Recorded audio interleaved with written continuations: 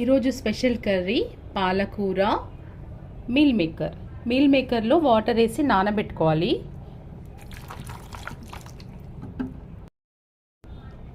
ఈరోజు special curry meal maker పాలకూర. Meal maker water వేసి కొంచెం నానబెట్టుకోవాలి. అండ్ పాలకూర, పచ్చిమిర్చి, ఉల్లిపాయలు అండ్ ఎల్లిపాయలు కట్ చేసి పెట్టుకోవాలి. ఓకే, ఆయిల్ వేసి ఉల్లిపాయలు వేసేయాలండి. పచ్చిమిర్చి, ఎల్లిపాయలు కూడా వేసేసేయాలి. వేసేసినాక పాలకూర వేసేయాలి. ఓకే, మొత్తం పాలకూర మీల్ మేకర్ కలిపి వేసేయాలి. దీంట్లో వేసేసి ఒక సెకండ్ కలుపుకొని ఉప్పు కారం వేయాలి. పాలకూర రెడీ అయిందండి.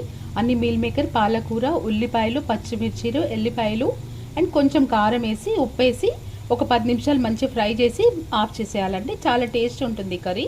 మీరు కూడా ట్రై చేయండి. Okay, thank you for watching.